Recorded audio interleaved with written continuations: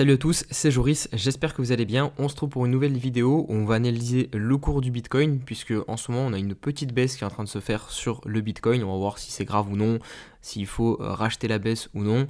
En tout cas, moi je vais vous dire ce que je vais faire. On passera aussi, on fera un point sur mon portefeuille et peut-être que je vous passerai aussi en fin de vidéo quelques altcoins que j'ai ajoutés notamment à mon portefeuille. Ça fait pas mal de temps finalement que j'ai pas sorti de vidéo sur la chaîne YouTube, mais si vous avez été quand même un petit peu attentif, vous avez dû voir que j'ai fait pas mal de live, au moins un par semaine, et il y a les replays disponibles sur la chaîne YouTube. Donc pour ceux qui veulent vraiment avoir le suivi de mon portefeuille, chaque semaine il y a au moins les lives pour pouvoir suivre. Là je vous fais donc une vidéo update pour ceux qui ne regardent pas les replays de live. Donc voilà, si comme d'hab le contenu vous plaît, que vous voulez soutenir la chaîne, n'oubliez pas de vous abonner et de liker la vidéo. On part tout de suite sur l'analyse.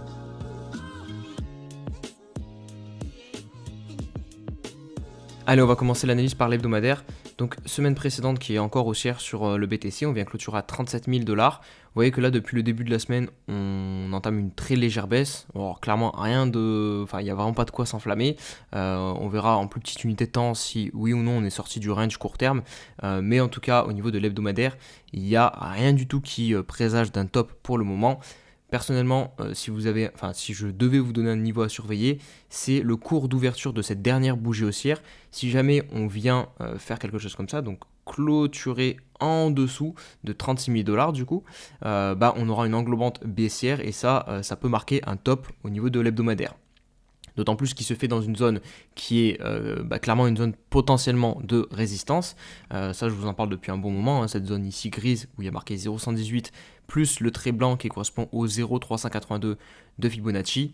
Je le remonte très rapidement pour ceux qui n'auraient pas vu mes dernières vidéos ou qui auraient du mal avec les retracements Fibonacci. Vous prenez le top, le bottom et on obtient donc ces 0,382 donc sur 36 000, enfin un peu plus, non 36 000 $ tout pile. Du coup là je vous ai dit une bêtise, le cours de clôture c'est pas 36 000, le cours d'ouverture pardon c'est 35 000. Attendez que je regarde bien. Ouais, voilà, c'est ici, donc c'est bien 35 000 $. Donc c'est une clôture sous 35 000 $ pour valider une englobante. Et les 0,352 sont sur les 36 000 $. Le prix sur globalement lequel on se trouve là actuellement. Voilà pour l'hebdomadaire.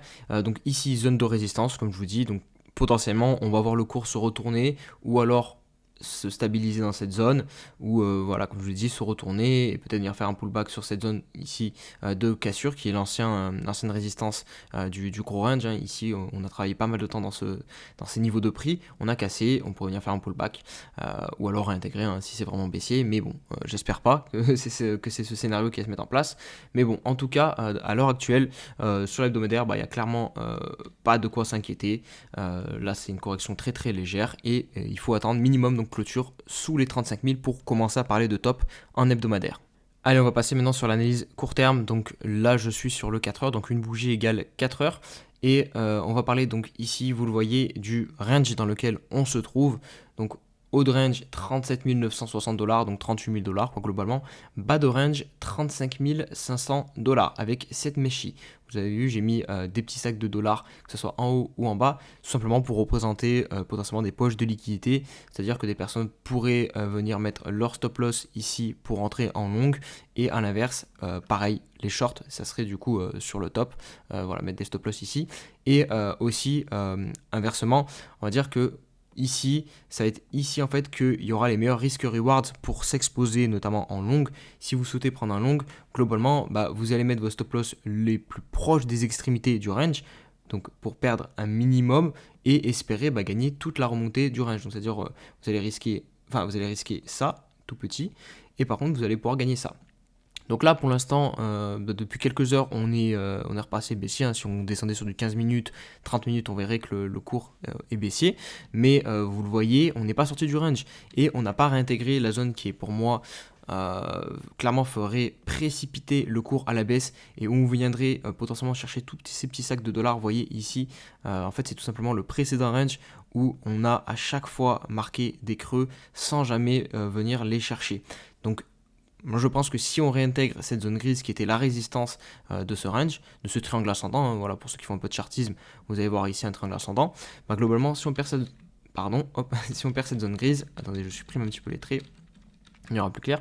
Si on perd cette zone grise, je pense qu'on s'attaquera donc à tous ces sacs de dollars là, et potentiellement ça voudrait dire un retour sous les 33 000, voire même 32 000, ou peut-être même venir chercher donc la résistance hebdomadaire qui est aux alentours des 30 500.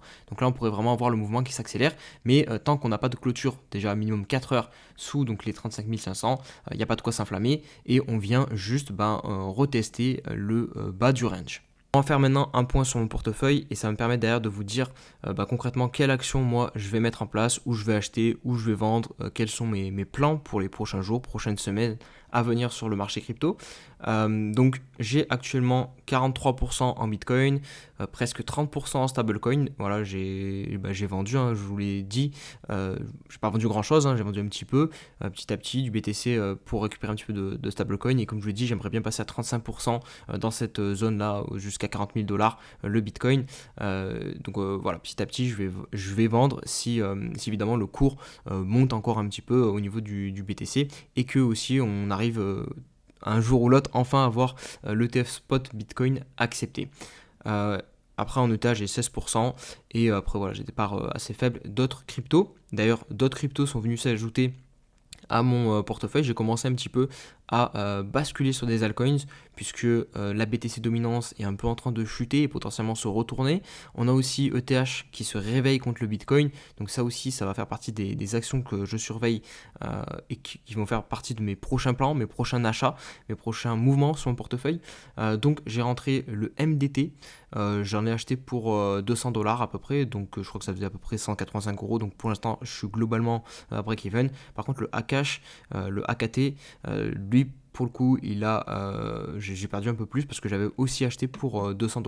Donc pour l'instant mes achats c'est clairement pas incroyable, mais bon c'est comme ça, c'est BTC qui retrace un petit peu là, donc voilà. Et de toute façon moi je regarde surtout le graphique contre le Bitcoin, donc pour MDT pour l'instant rien d'inquiétant, AKT non plus je crois. On va passer tout de suite sur les graphiques, je vais vous montrer. Donc on commence par le MDT. Cette crypto, rapidement, c'est une crypto liée à la narrative de l'IA. C'est pour ça que je l'ai sélectionné. Enfin non, j'ai surtout sélectionné par rapport à son graphique, mais dans une narrative qui peut potentiellement être très bullish. Je pense que la narrative de l'IA, ça va être une des narratives les plus importantes du prochain bull run. Donc voilà, je me suis exposé à cette altcoin qui n'a pas encore explosé, mais qui, vous le voyez, là c'est le graphique contre le Bitcoin et aussi contre le BTC, et se trouver dans une zone intéressante. On voit bien les creux et les sommets qui sont ascendants, même si ça reste léger, mais bon, ça reste quand même une tendance haussière. Et vous le voyez, là on se trouvait plutôt proche des précédents bottoms, donc pareil, risque rewards intéressant. Vous voyez, vous pouvez risquer ça, en gros en mettant un stop loss sous le dernier creux. Ça veut dire qu'on invalide la tendance et qu'on passe sur une tendance baissière, donc je pourrais sortir de ce projet là si jamais on commence à installer des clôtures globalement sous ce niveau-ci. Donc voilà, le risque rewards est intéressant. C'est pour ça que j'ai converti donc un peu de mes BTC, donc 200 $ de BTC en MDT. Et si vous voulez voir le graphique contre le dollar, pareil, ça ressemble globalement au graphique contre le BTC. C'est un graphique haussier, vous voyez bien les sommets et les creux qui restent ascendants. Et pareil, là on n'était plus très loin du dernier creux, même si on est un peu plus loin que celui contre le Bitcoin. Mais moi je m'en fous, vu que j'ai swappé du Bitcoin en MDT, moi ce que je regarde c'est surtout le graphique contre le Bitcoin, vu que je ne trade pas contre le dollar là dans mon cas. Donc c'est surtout ça qui me fait prendre ma décision actuellement. Je sais que pour certaines personnes c'est peut-être pas intuitif de raisonner comme ça, mais globalement moi ce que je fais c'est vraiment vendre du BTC pour acheter des altcoins actuellement. Je fais une rotation BTC altcoins, j'essaie de jouer cette rotation là. Donc vraiment ce que je regarde c'est graphique contre les altcoins. On passe maintenant à l'autre altcoin, donc c'est le AKT. Donc lui, là c'est contre le dollar, donc voilà, là aussi très haussier. Mais je voulais vous montrer graphique contre le Bitcoin. Pareil, enfin non, c'est pas le même graphique, mais il est bullish aussi. On a une grosse zone de consolidation du AKT contre le Bitcoin, cassure par le haut, pullback, et moi tout simplement j'ai payé le pullback. Si je vois des clôtures hebdomadaires se faire sous ce niveau gris, tout simplement je sortirai du AKT, puisque on aura une réintégration d'un gros range, et quand on réintègre des ranges en général, on retourne chercher la borne opposée, la borne basse. Donc voilà, je sortirai. Et pour la même raison que du coup le MDT, c'est parce que voilà, j'ai un risque rewards intéressant, je risque pas grand chose, mais par contre s'il continue à surperformer, donc il doit continuer sa tendance haussière, donc faire des nouveaux plus hauts, voilà, je peux gagner ça en perdant ça. Donc c'est pour ça que du coup je me suis exposé au AKT. On va terminer la vidéo avec la BTC dominance et aussi ETH contre Bitcoin. Je vais vous montrer qu'est-ce qui ferait que je pourrais du coup basculer du Bitcoin en Ether. Je suis pas loin de le faire là parce que le graphique est potentiellement en train de redevenir boule court terme au niveau d'Ether contre Bitcoin. Déjà, BTC dominance, le niveau des 52% que je surveille attentivement personnellement. Je pense qu'on n'a toujours pas clôture en dessous là en daily. J'attends de voir des clôtures daily se faire sous ce petit niveau. Et ça sera déjà un premier signal qu'ici potentiellement on a trouvé un top et qu'on va retracer un peu plus profondément sur la BTC dominance. Et pour terminer du coup, ETH contre Bitcoin, je vais vous montrer ce que j'attends. Tout simplement, vous voyez le trait ici, donc on est bas de range. Ici, vous voyez bottom. Là, bottom, on avait légèrement glissé sous la zone grise, sous le support. Là, on fait sensiblement la même chose et on essaie de récupérer une fois de plus le support. Vous voyez que la dernière fois qu'on a récupéré ce support, cette zone grise, on est revenu dans le haut du range. Là, Ether contre Bitcoin, là, je suis en hebdomadaire, c'est un énorme range. Donc là, le risk reward, c'est pareil, toujours très intéressant. Voilà, on va risquer peu pour tenter de gagner un retour minimum haut de range. Donc, j'attends la confirmation.